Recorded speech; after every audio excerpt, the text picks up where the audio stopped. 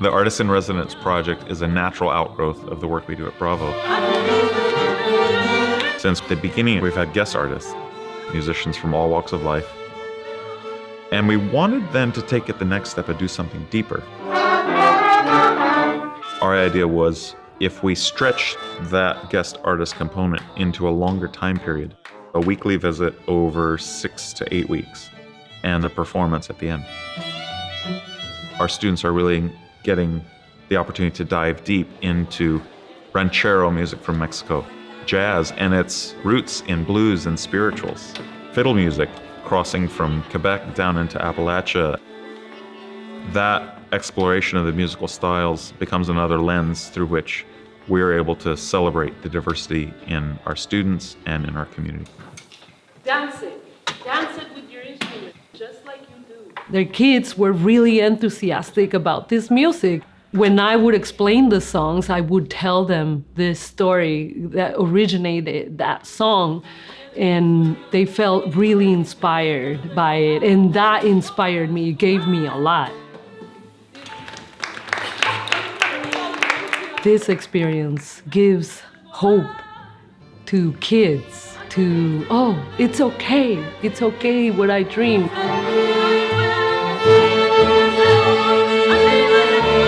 We all have something in common, and that goes beyond cultures, and the music is to heal, and that's what this program is doing. I've been a fan of the program for a long time, so when they asked me to be a part of it, I was thrilled because I wanted to be able to, sort of knowing where they're coming from, I wanted to be able to translate some jazz information.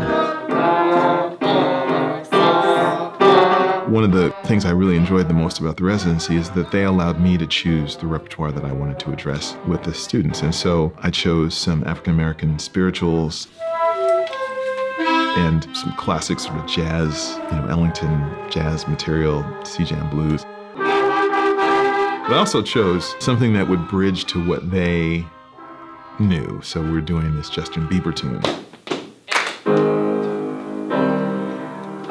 And the minute they heard that, they was like, oh, this is my music. This is like, and they have been, and it's the hardest thing. That's the thing. It's the hardest piece.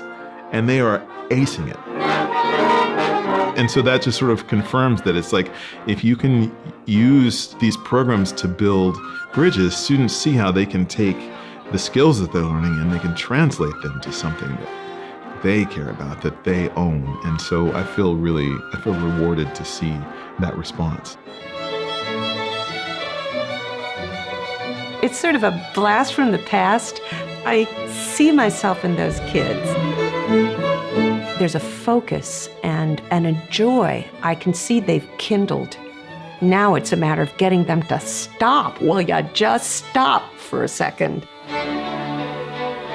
Cultivating any kind of individual artistic expression is really a pretty spectacular thing to give a young person, especially in these middle school years when there's oftentimes a lot of angst and the messy business of growing up is going on. And to have something like music to bring with you that can bring you solace, that can bring you comfort, that can bring you joy, that can give you a sense of serenity and independence and autonomy. Those are tremendous gifts to give to young people. And that's what Bravo does.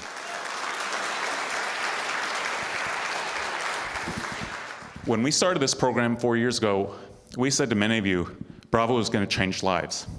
This year, our Artist in Residence project culminates in a performance that we're calling Crossing Borders.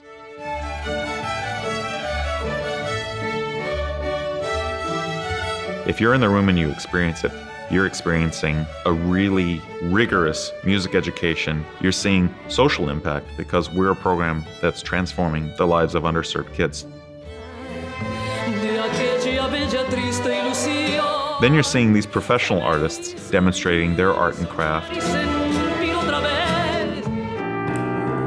And then you meld it all together and it ends up being this tremendously joyful experience that just leaves everybody feeling in a higher place than they came.